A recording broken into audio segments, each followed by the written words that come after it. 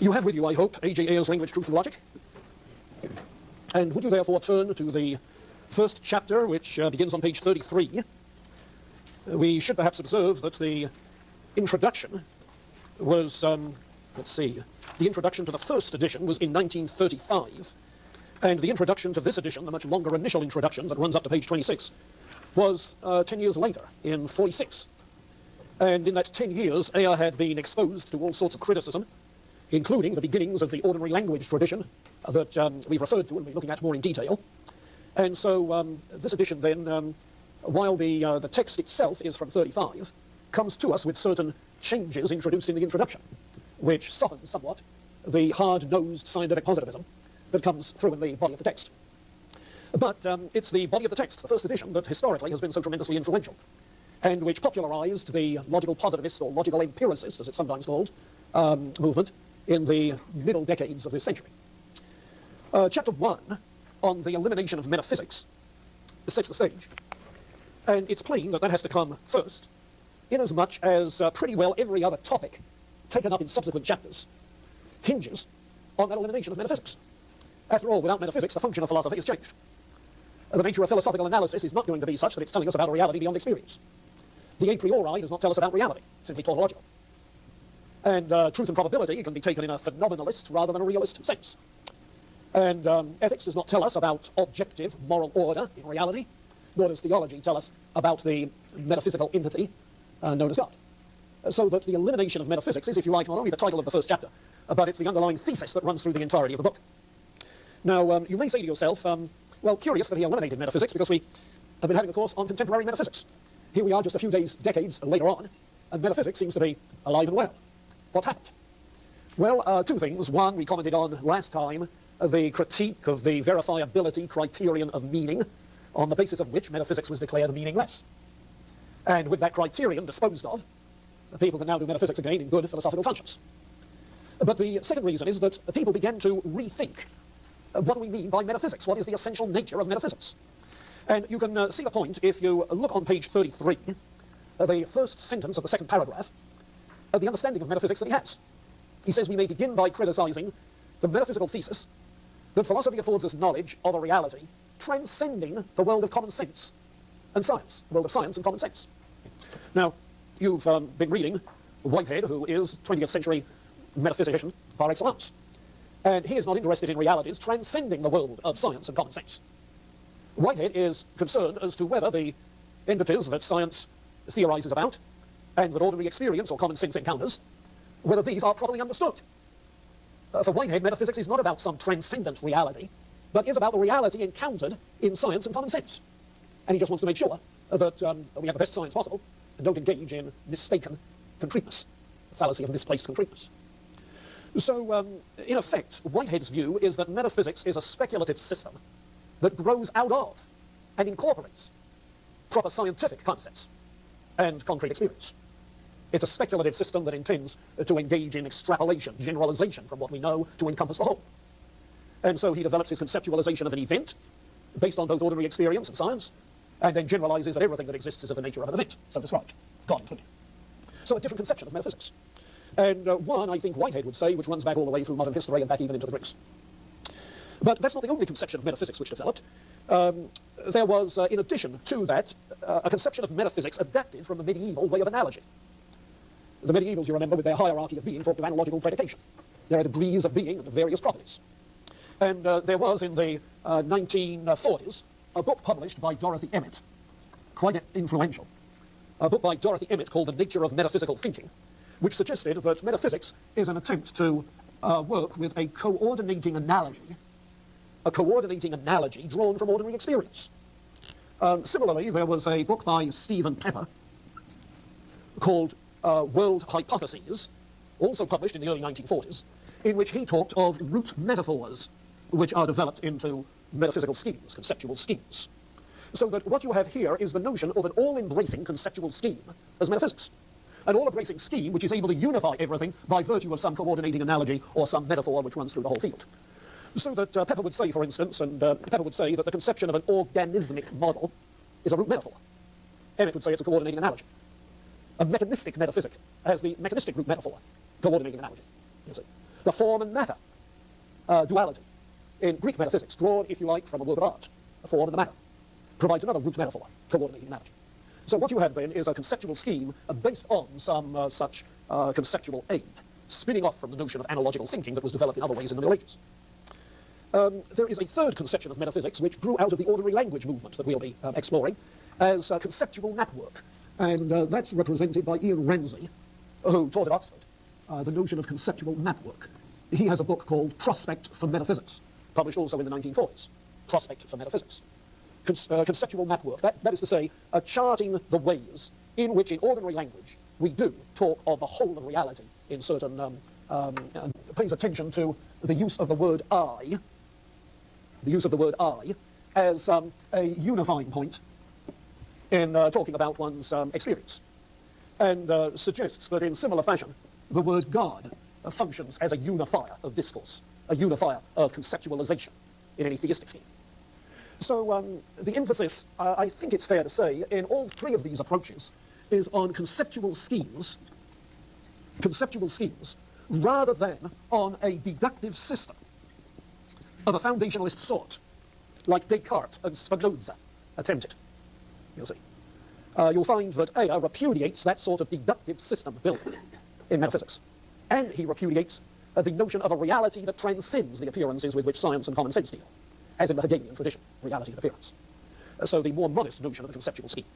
Now, I refer you to page 33, and notice that at the very bottom of that page, he rejects the idea that we are endowed with a faculty of intellectual intuition, which would enable us to identify some Descartes-type first axioms.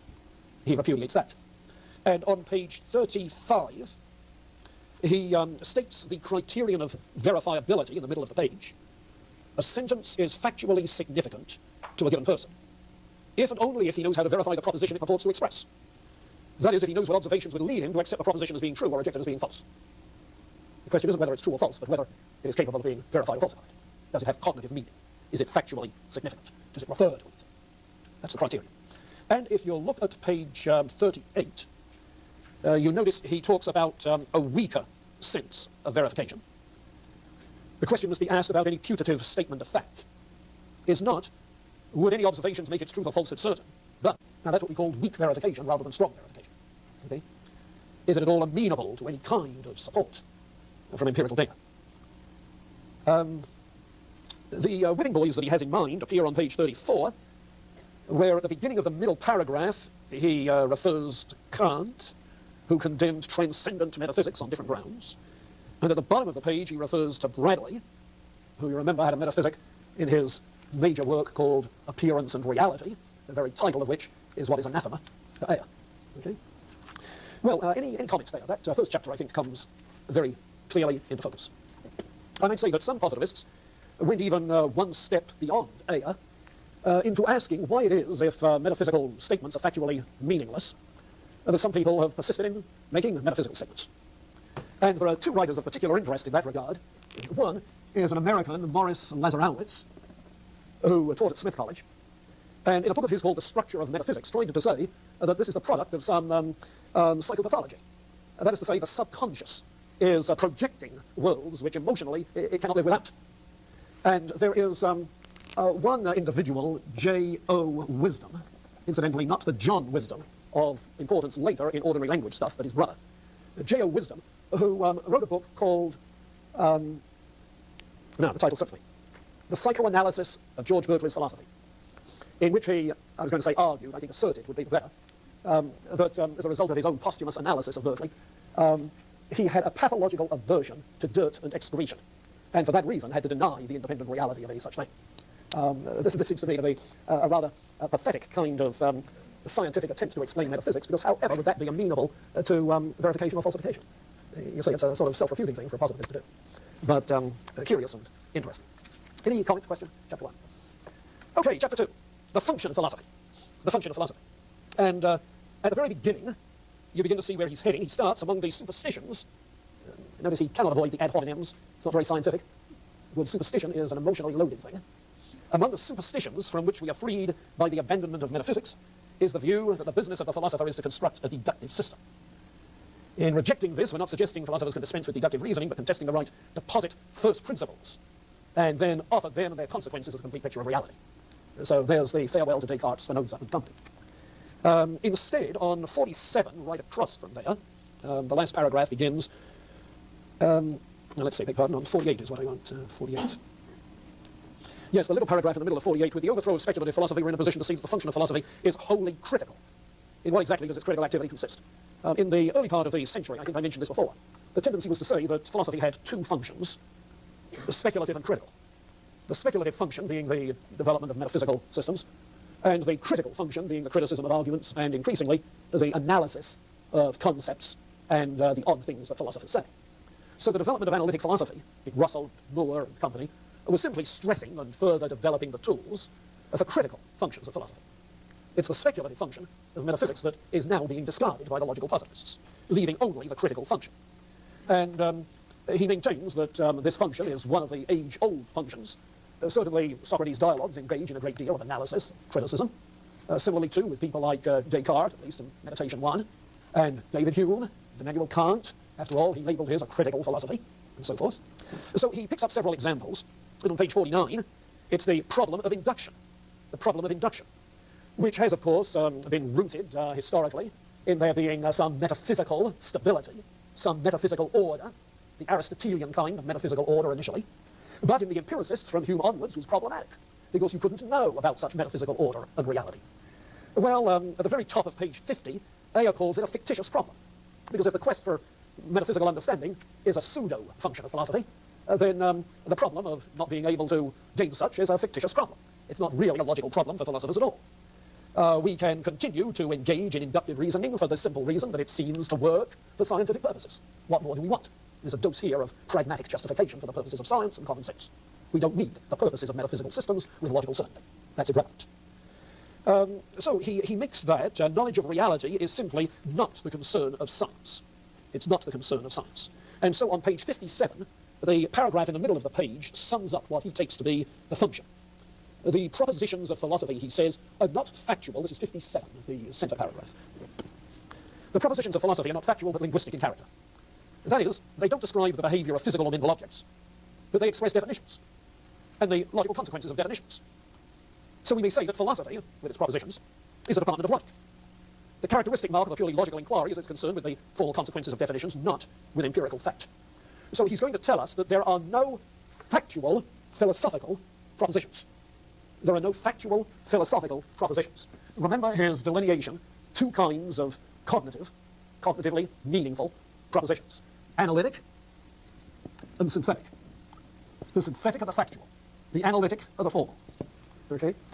The asserting and justifying, formulating of factual propositions is the big business of the empirical sciences.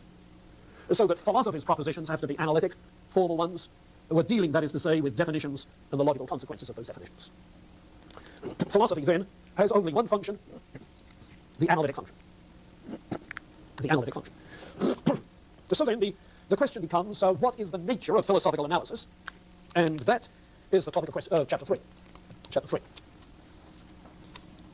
Now, here look, if you would, at page 60. Page 60.